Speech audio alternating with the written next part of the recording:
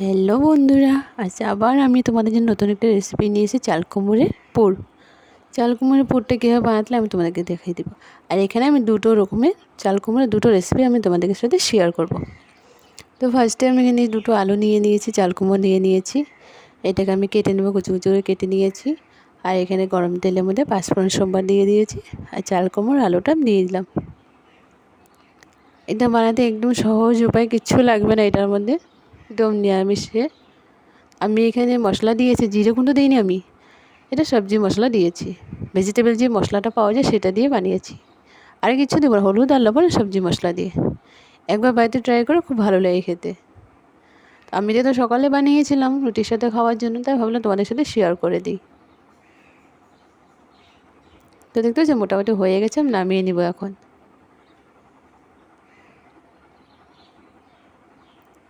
এখানে আমি এখন তোমাদের সাথে আরেকটা রেসিপি শেয়ার করব, যেটা বলেছিলাম চাল কুমড়োর পুর।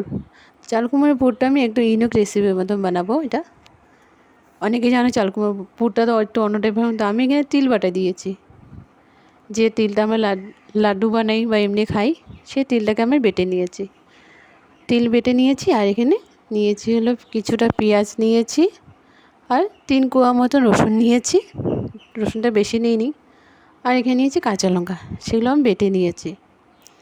আর এখানে নিয়ে নিয়েছি আমি, তোমার যেটা দেখালাম বাটিতে, ওটা হলো চালটা বেটে নিয়েছি, ভিজিয়ে রেখেছিলাম, এটা চালটা বেটে নিয়েছি। তো এখন আমি এটা মিক্স করে নেব।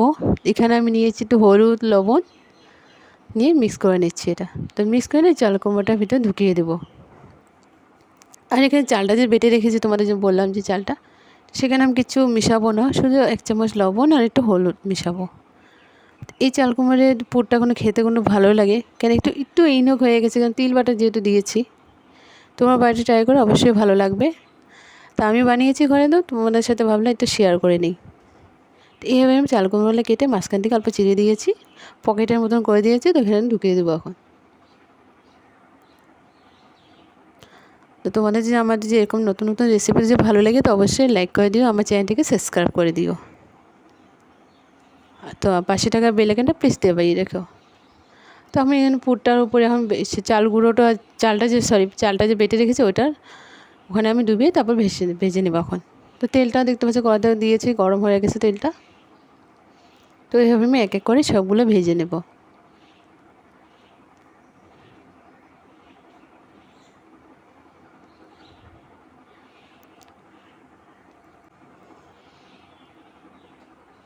তোমার এভাবে করে ও পার্ট আর এই পার্ট করে ভেজে নেব আমি এক এক করে। খেতে খুব ভালো লাগে, একবার বাড়িতে ট্রাই করে খেয়ে বলে ভালো লেগেছে।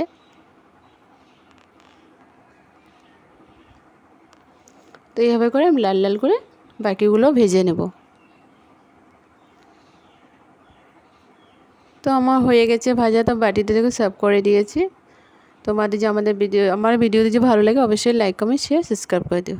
তো আজকের মতন টাটা, দেখা হবে আবার আগামীকাল।